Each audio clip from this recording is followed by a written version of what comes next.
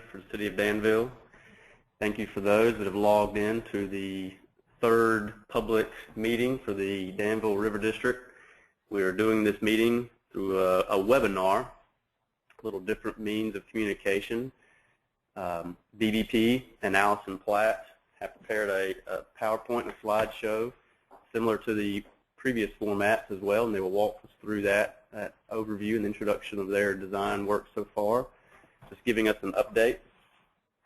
There is a mechanism as you're logged in to post questions and comments as the presentation progresses.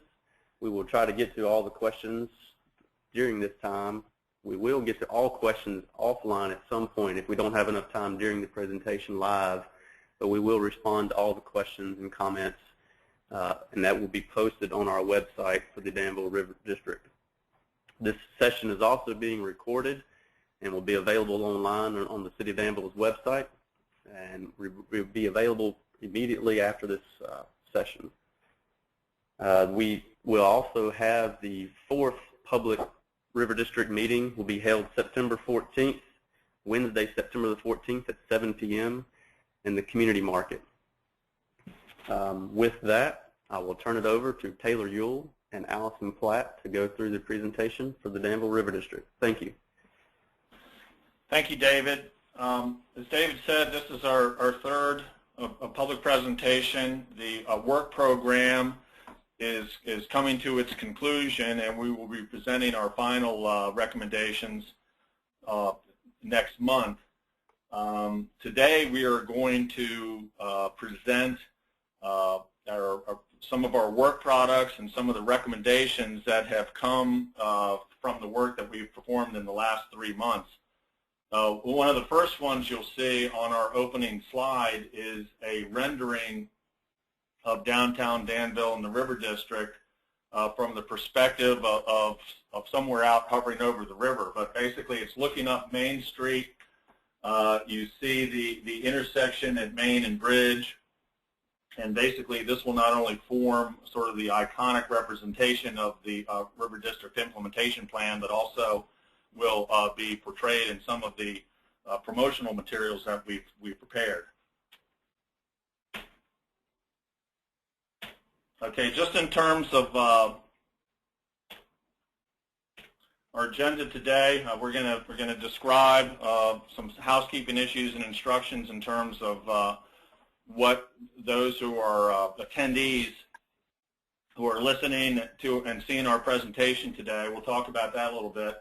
We'll get into a review of our Catalyst projects. We'll describe how we came about selecting those and what the implications are of that. We're going to go show you our promotional brochure that's been prepared for the project.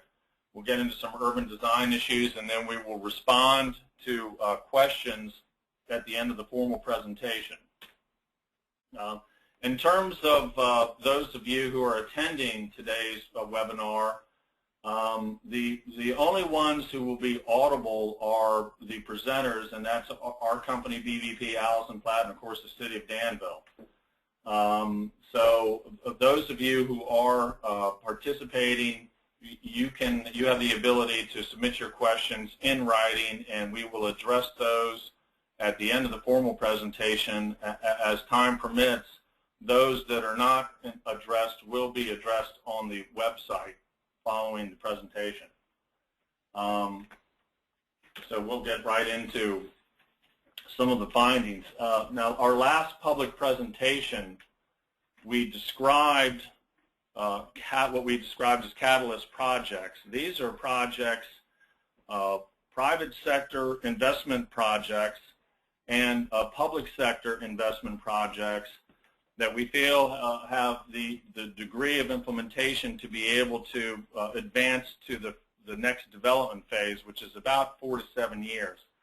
And we use various criteria to select these projects, among them which are, its ability to develop ownership interest, parking accessibility, and a number of other criteria. But we feel that in terms of the private sector projects, these have the highest likelihood to move forward and be implemented in the foreseeable future.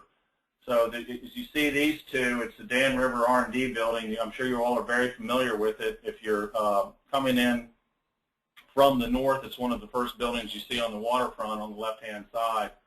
It's a large structure, and we feel that could be very suitable for office and some mixed use on the ground floor.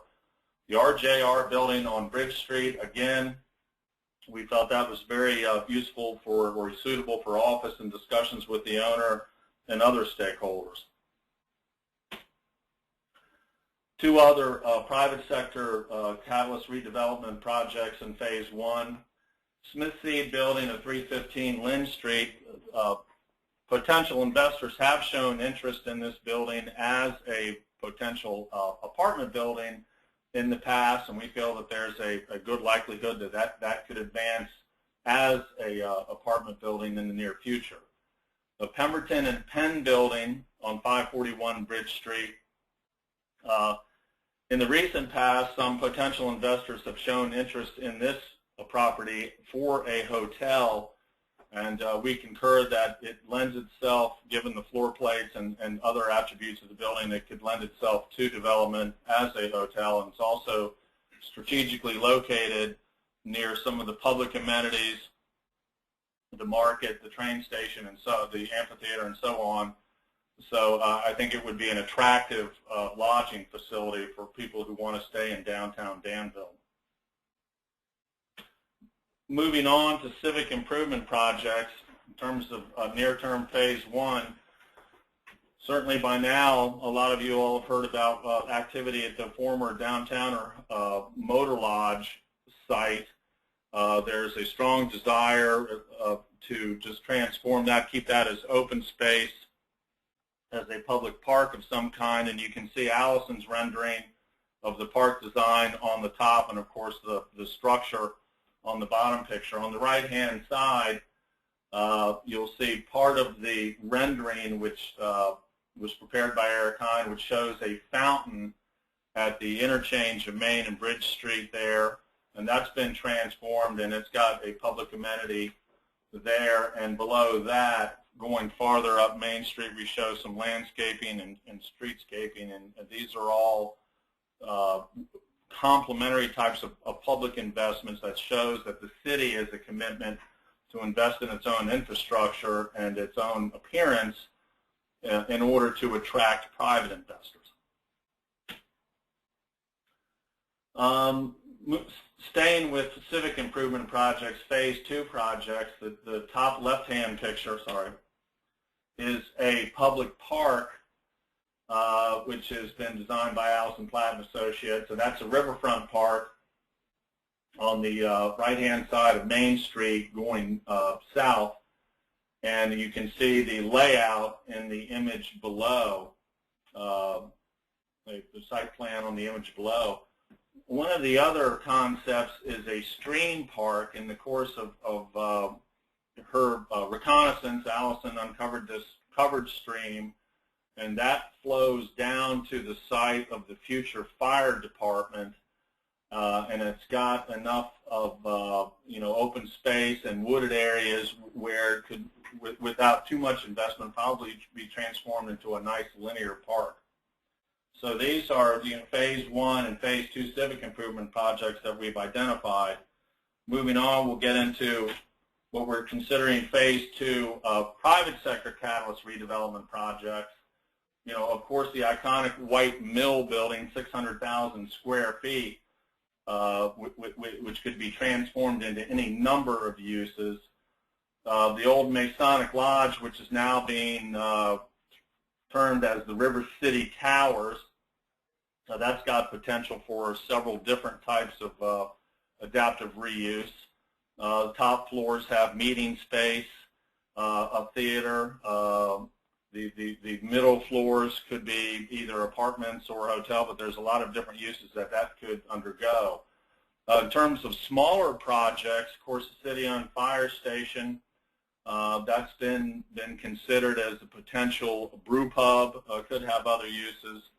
And, of course, the power station just beyond it may have a few more issues associated with redevelopment, but nonetheless stands as a fairly useful structure. And so, you know, we're showing you we go from the larger projects to the smaller ones for Phase 2. Other Phase 2 catalyst redevelopment projects, of course, the first block of Main Street, which is undergoing revitalization. But there are some vacant buildings, and there is some fairly, you know, minor or not too onerous rehab that can be conducted in these buildings as Main Street redevelops and streetscaping and landscaping are done. We feel like these buildings have the potential to re-tenant and otherwise reactivate. Larger buildings on Craghead Street, Cedar Works buildings, a lot of square footage there.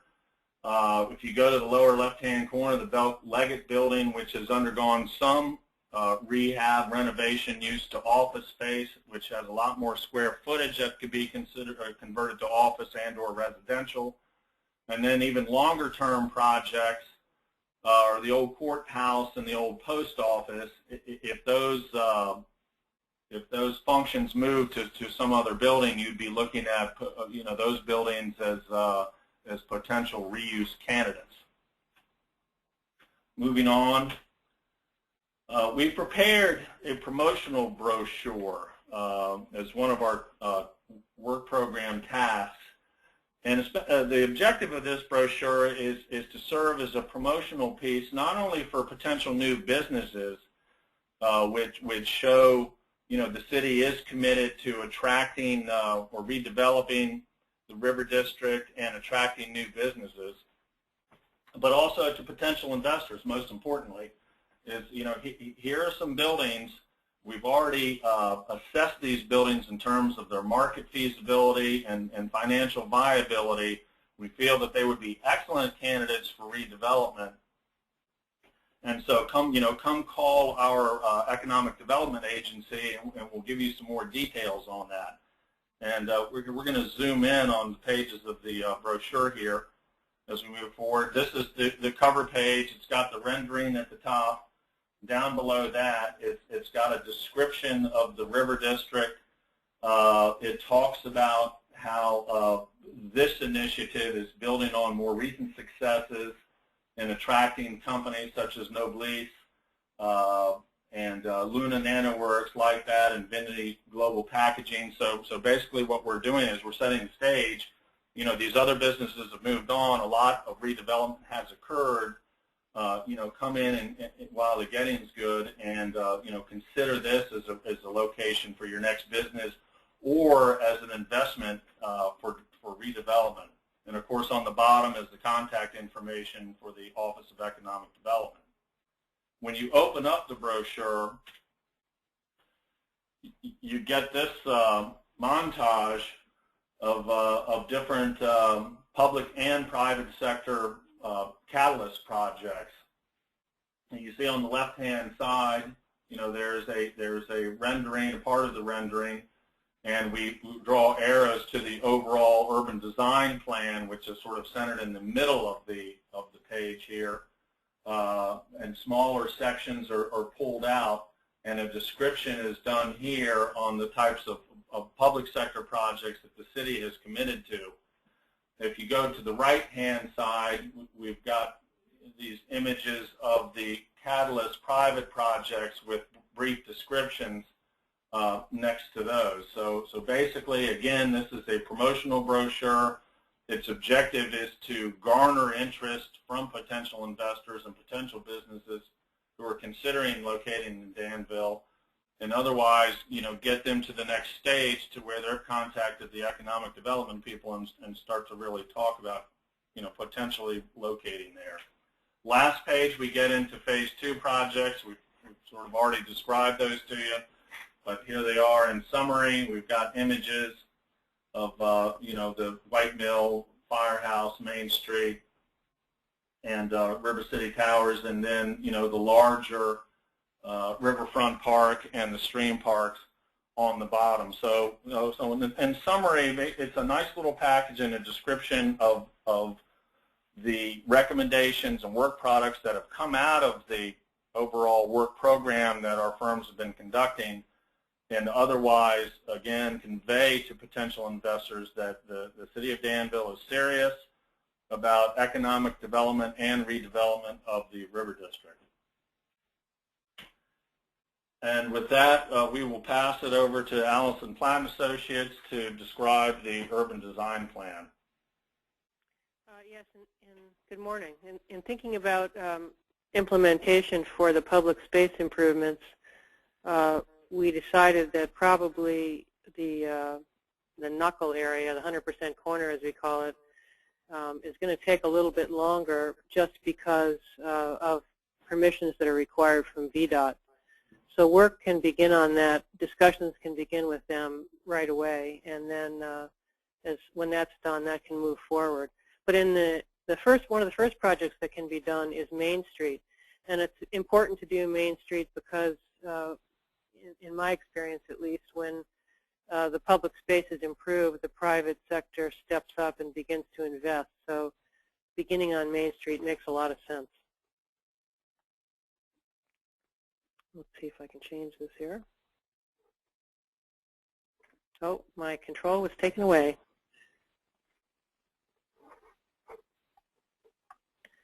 Taylor?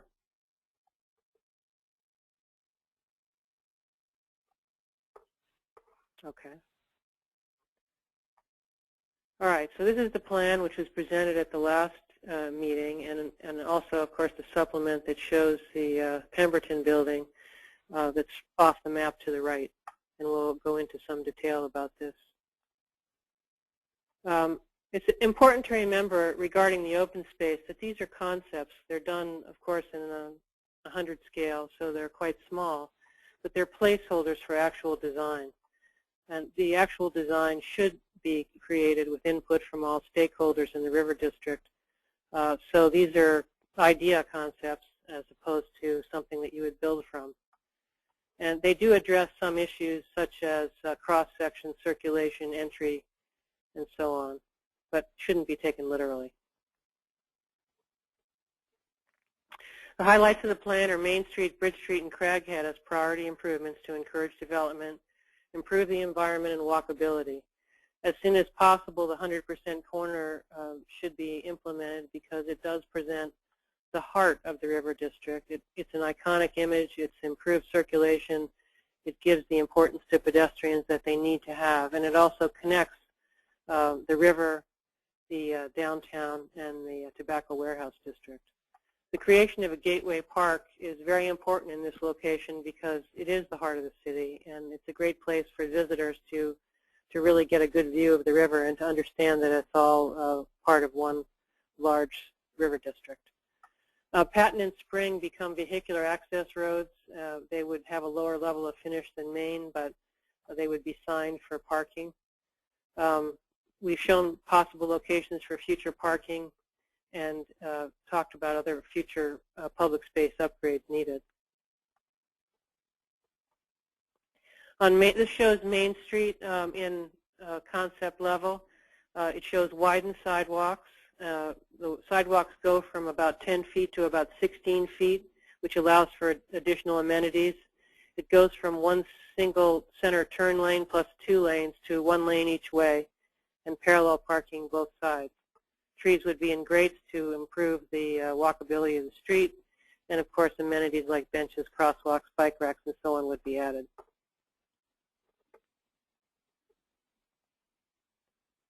This is a before and after cross-section of Main Street, and by eliminating that center turn lane, the street becomes more gracious and more evenly divided between cars and people.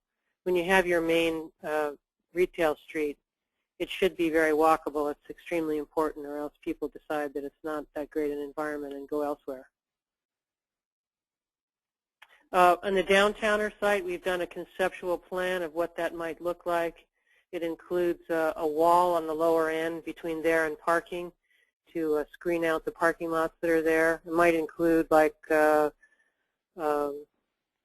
block openings to allow light in or to look like a building facade. There's several things you could do. A central fountain, a group of trees, and a place to dine and sit. lots of benches, and so on. The other thing, this is a close-up of the plan, and as I said, it's a concept. You could either have a vendor in there to sell food, or another possibility would be that the second floor of this building here, the building shown in orange, could become a restaurant with direct access from the plaza. And there's some advantages to that because you could put out tables and chairs and they would be taken care of by the person who owned the restaurant. The whole idea with this is to introduce a place right in the center, in the heart of town, at that important intersection with Union Street that ties the City Hall to Main Street and ties the Union Street retail to Main Street, a place for people to gather and provide shade, because there really isn't too much interruption to the streetscape. It's good that all those buildings are there, but it's good to have relief from it as well. And this is just some images of the kind of dining you might be able to arrange there. And of course, this is the sketch. One of the things I wanted to mention is that something that could be done early on, and this is sort of hinted at this sketch, is that the two bridges, which are really quite beautiful, could be lit so that the arches were accentuated either in white or in color. So that would sort of add to the drama of coming into the river district. The intention for this fountain here is that it be visible from every place that you come into this 100% corner. Basically, the buildings and the intersections and the fountain itself have been placed so that whatever street you enter this intersection, and even from across the river, you'll be able to see this fountain, which will become sort of an iconic image for the river district.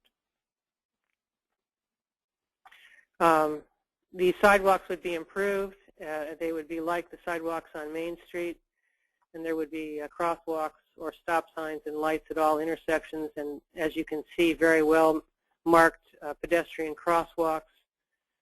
There's one-way traffic on 3 sides, which is sort of like a rotary, only not like a rotary because there's no free turn movement, which makes it safer for pedestrians. There's a bike pedestrian path on the outbound bridge that's been added up here to make it safer for people to cross the bridge. This is going to be particularly important as the YMCA comes online, because people will want to get over to there in a gracious way. Patton becomes 2-way. There's the arrow showing that it would be 2-way, which makes the circulation and search for parking much easier. And the building scale has changed. This is a new building here of a much smaller scale, and the idea would probably be another restaurant to take advantage of these great views, the park next door, and sidewalk dining. And that's just a close-up view of that central area. You can see here that there's a walk coming from this part of Craghead Street and Patton Street. So there, too, the view opens up towards the central plaza. This is the plan for the Riverfront Park, and unfortunately that's an old image.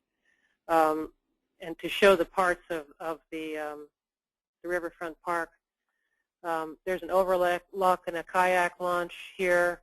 There's a continuation of the Riverfront walkway, including under the bridge here. There's wide grass steps and seating with a stone edge.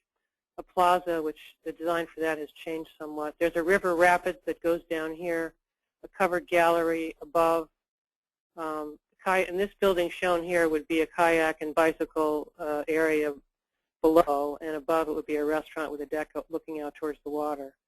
And this would be a seat wall here that looked like a sign from one side, but when you entered the park and looked at the other side, there would be a weir of water falling down into this cascade here.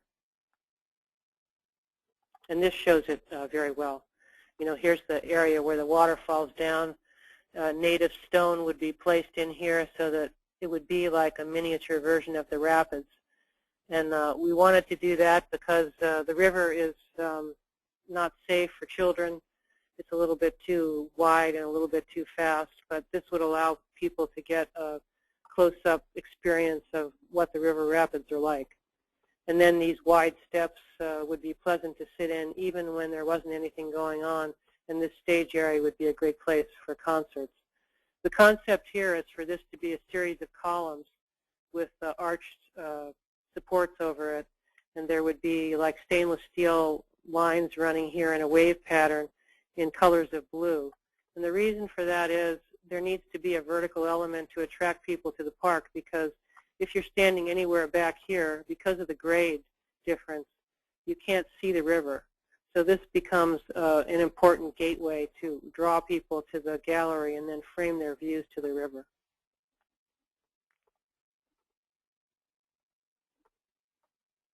And these are just some elements that show some parts of what it might look like and feel like in that space.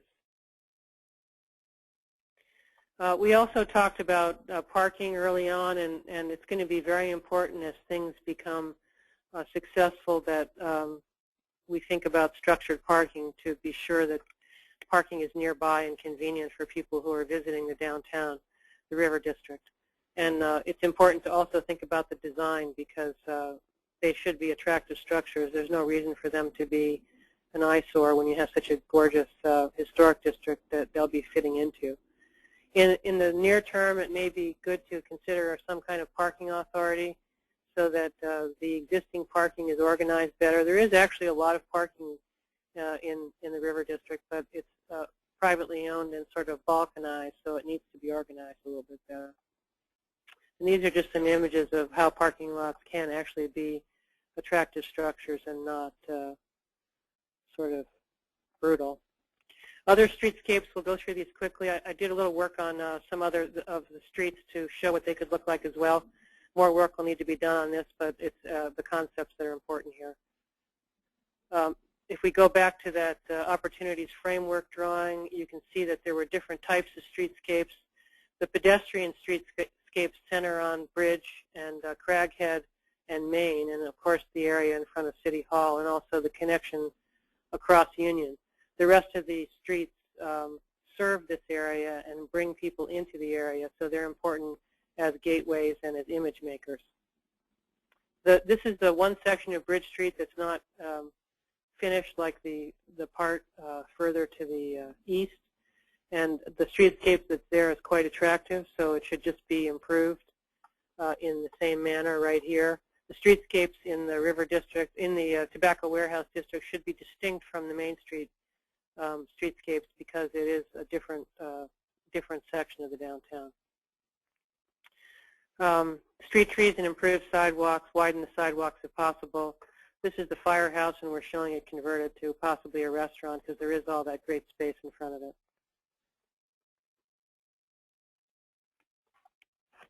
Craghead Street in the same should be done in a somewhat similar way to Bridge Street so that it sort of ties the area together by design.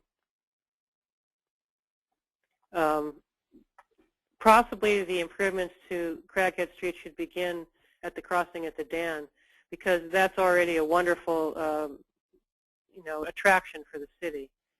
So by making the improvements there first, it would just enhance that. It also presents the possibility of perhaps doing some screening on the other side from the Science Museum to screen the rail station. The character of the Tobacco Warehouse is distinct, as I said, and it should remain distinct. Improvements can either follow or lead to redevelopment, which means if someone's planning on a new development, you could put the streetscape in then, or you could do it beforehand to entice somebody to go into a building. This is a close-up of what Craghead Street could look like. It would be my suggestion that you consider exposing the granite cobbles as they are on Bridge Street. It has the big advantage of slowing down traffic, which is the goal. You'll have to think about where people circulate and where they might, where that commuter traffic might move to, but I think it would be great to do that. We have widened the sidewalk somewhat, but it is a narrow right-of-way. Ridge Street is another street. It's in early work. We identified streets like Ridge as sort of urban connectors. It's very wide. It's not used very much. It's quite unattractive at the current time. So we recommended changing the cross-section somewhat, improving the sidewalks, and adding street trees. The bike lanes remain. Small trees would be planted on the sides because the utility lines are there, and it's unlikely because of the cost that they'll be removed in the short term. This shows a close-up of what that could look like. Basically, there's a wide center median that's allows 20 feet but switches from one side to the other, so it's 10 feet. So that allows ample left turn lanes for circulation. Bike lanes are on the side, big trees in the center and small trees on the side. Wilson Street is also an important connector for people. I understand a lot of people walk down that street to get down to the tobacco warehouse district. There again, the roadbed is very wide because, of course, the bridge used to be there, but it doesn't carry as much traffic anymore. There's a different solution we're suggesting here. Because the north-facing side of the street is in shade most of the day, we recommend placing the utility poles and angled parking on that side where the shade is, and a two-way bike lane and a sidewalk with trees on the south-facing lane. The large shade trees are located in the pedestrian and bike area. And there's a small drawing of what it would look like. You can have head-in parking, so you get more parking that way, and it's pretty convenient parking. The two-way bike lanes are here. You get a nice wide sidewalk here with trees, and then a narrower sidewalk that's still adequate. It's 6 feet wide, and it's got all the utility poles on it. So the implementation priorities are that Main Street and the downtown or park would be done early in order to stimulate investment.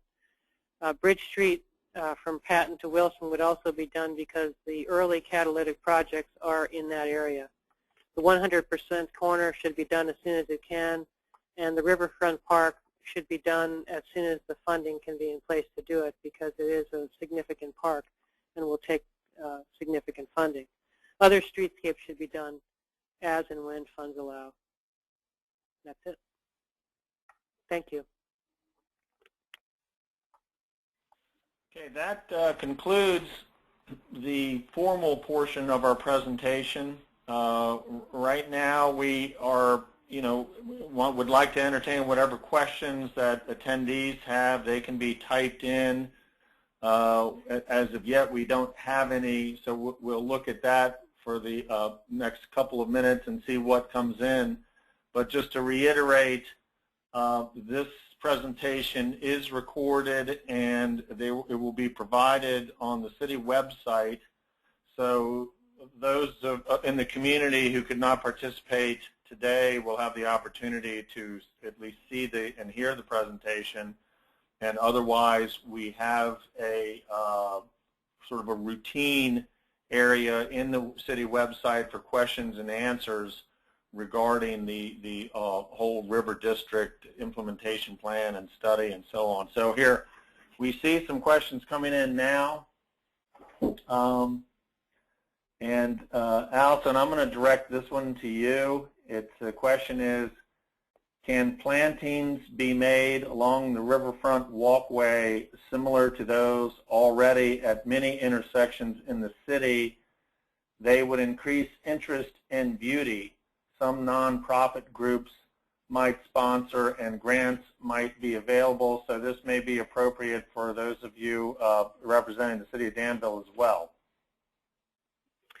Yes, I absolutely agree with that. It would be my recommendation that the riverfront, that non-native and invasive vegetation be removed, and that new vegetation that holds the bank and enhances the view should also be added, and basically with an eye to the view. I mean, for instance, if you think about that area right below the bridges where we're suggesting the Riverfront Park, there's a large group of trees that basically block views to the river completely. So there and in other places, that needs to be looked at, and selective removal of inappropriate or unhealthy trees needs to be done. And then you can begin, once that's done, to start thinking about what appropriate trees would be. But I absolutely agree that that riverfront needs to be enhanced all along there, and that's certainly an ongoing project. It may be that we just need to add that as an implementation priority, and I thank you for reminding me about that.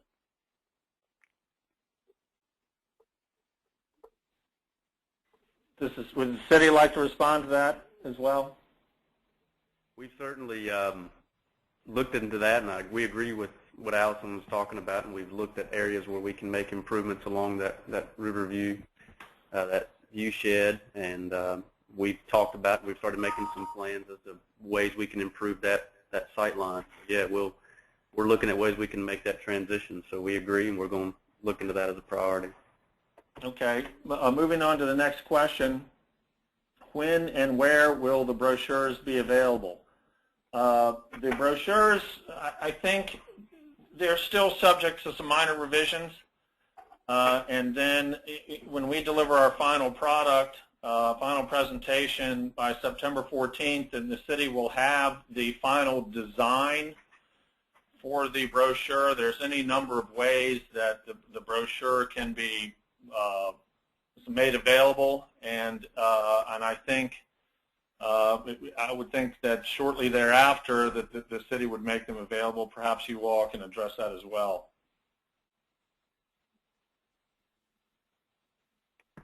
You know, whenever we get the final product, we'll make them available to those that wish to see them. We're anxious to see what it looks like as well too in the final form. So yeah, we'll have them available for public consumption.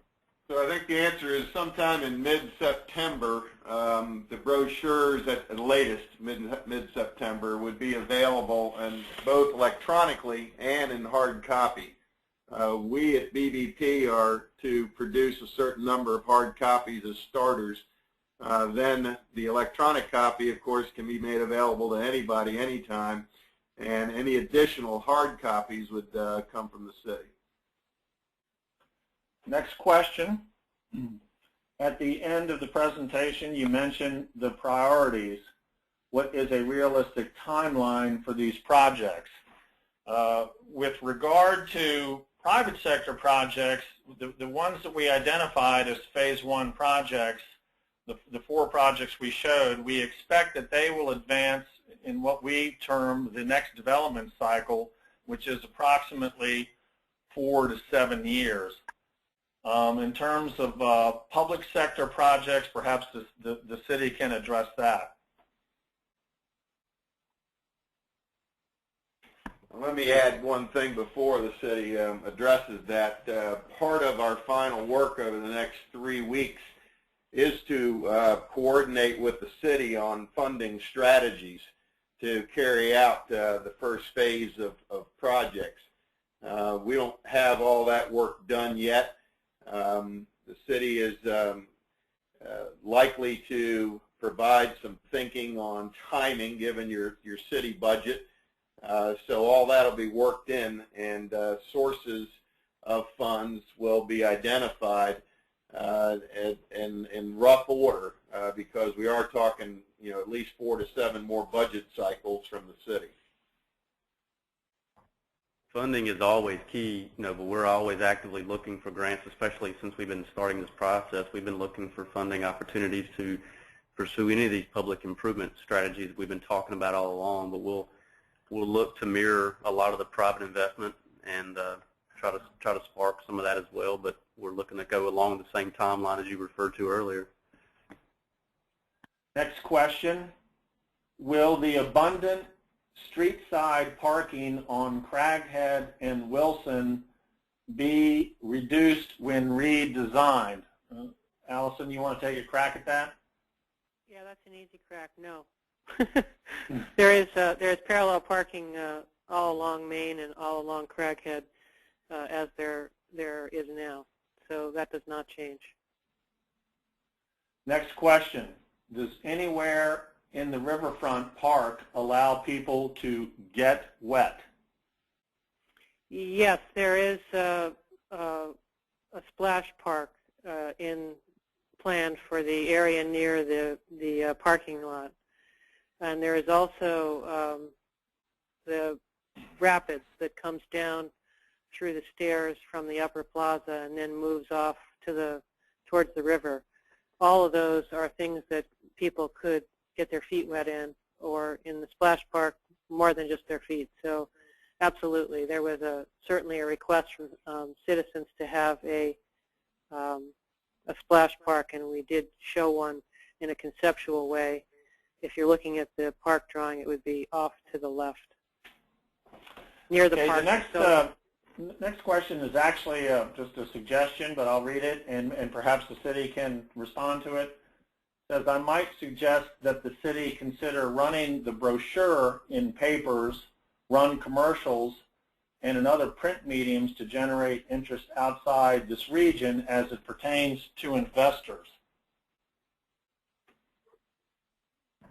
I mean, I think that certainly a big part of this is the perception internally and externally out to the region, and we're looking at ways to try to, have a public information campaign and a kind of a media campaign as well. So I think that's a good suggestion, and we're certainly looking for ways to build the image of the River District and of Danville as well. So that's a good suggestion, and we'll take it. Okay, the next item, it says this is more of a comment than a question. I like the River Park a lot, but feel it should have more architectural elements that reflect the historic downtown to reinforce the historic nature of the city and keep the flow. Allison, you want to respond to that?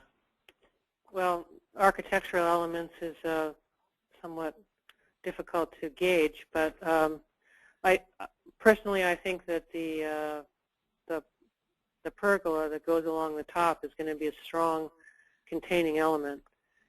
It's going to feel like a structure. I mean, it will be a structure, and I don't know what the question means in terms of architectural elements. Certainly, there can be more architectural elements. For instance, on the plaza, more of a stage, but the feeling was that it's not going to be used as a stage all that often, so the views were more important than blocking the views with a stage.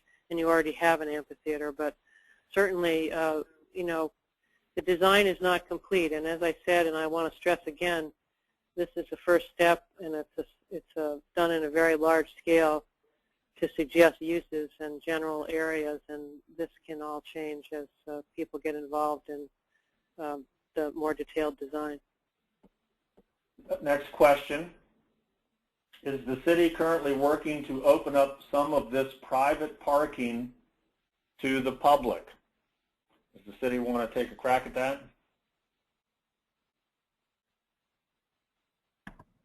We've assessed the parking from the beginning of this, and even before this process started, and we've kind of made note of what parking lots are in ownership of our hands and in private hands as well. So, we're doing our best, I guess, to kind of, as we started this process, to kind of catalog what we do control and what we don't control, and then trying to make better use of that. So we're looking into ways to improve that.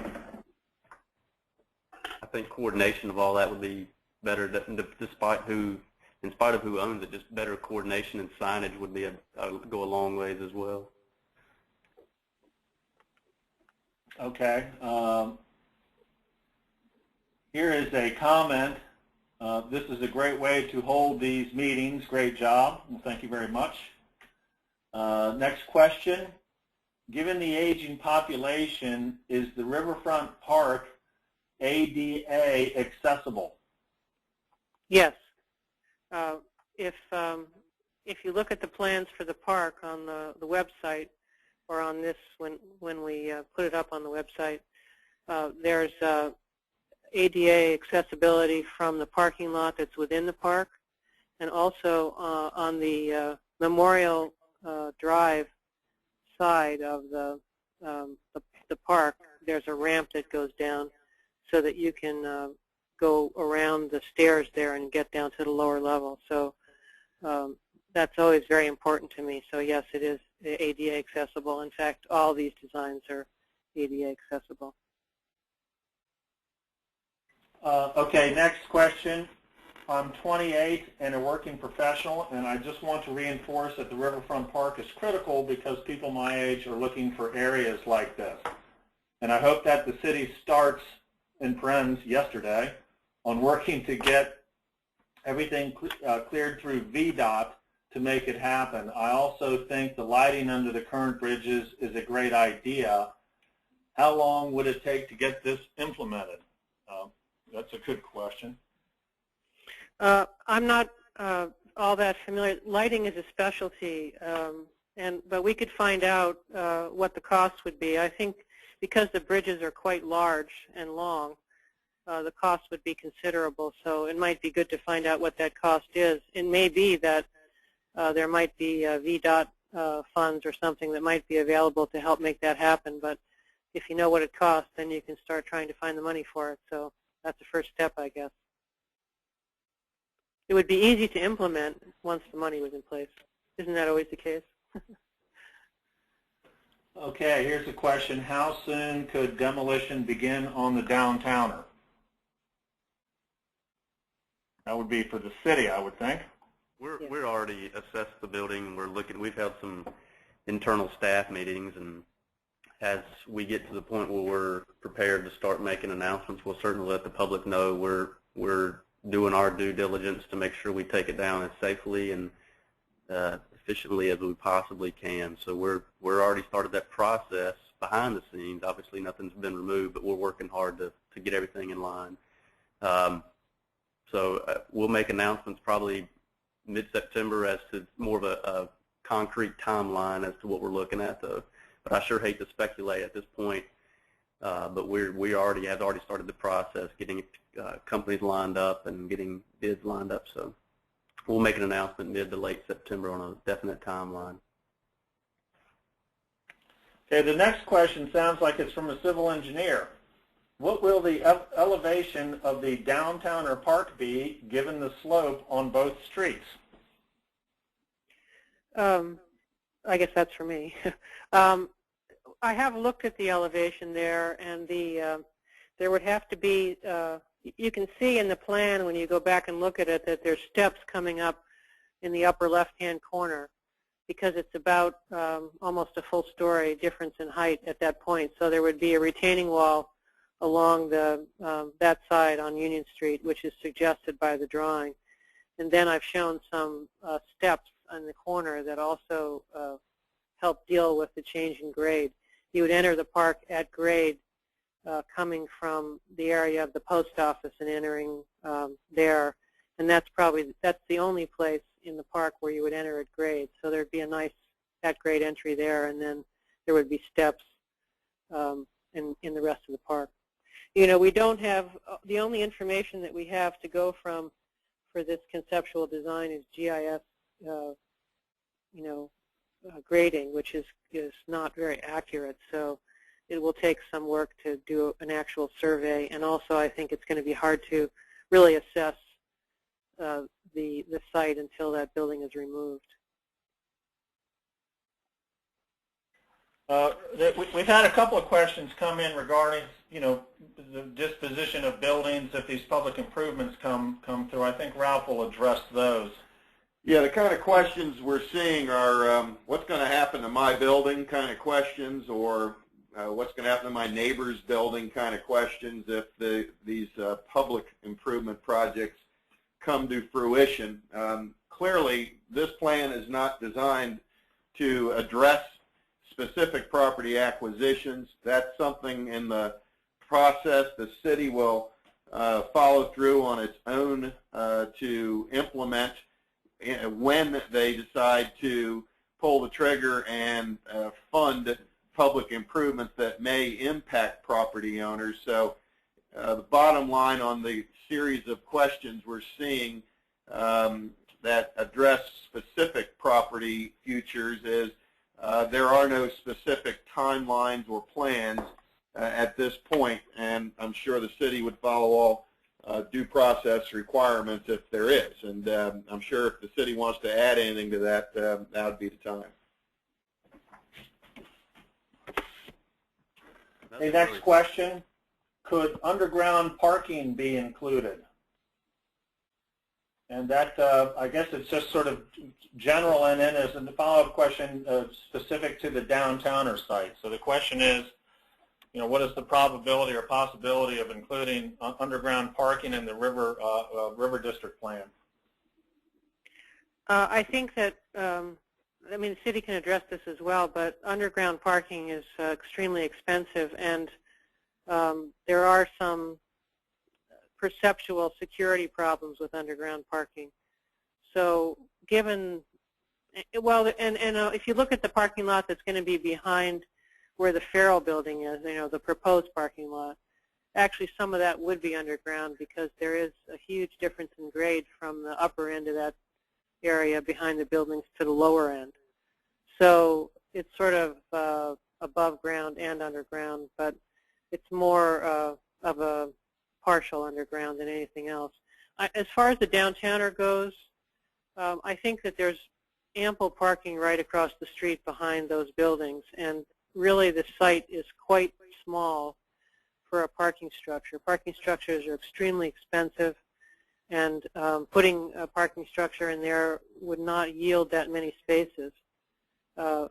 So I'm not sure I think that's the best use for that site. Plus, it would be very difficult to grow any trees or anything if you had underground parking. Okay, Allison, thank you. It looks like that's pretty much it for the questions that have been submitted. And otherwise, I guess that will conclude the webinar presentation today. And we'd like to thank all of the presenters, Allison, the city, and we thank you very much to the attendees, and thank you for all the good questions that we received. Just to repeat, there will be either a link or the recording itself will be posted on the city website. We would ask you to encourage other members of the community who could not make it to the webinar today to access that link and see where we are in terms of progress on this project. Thank you very much, and that concludes today's presentation.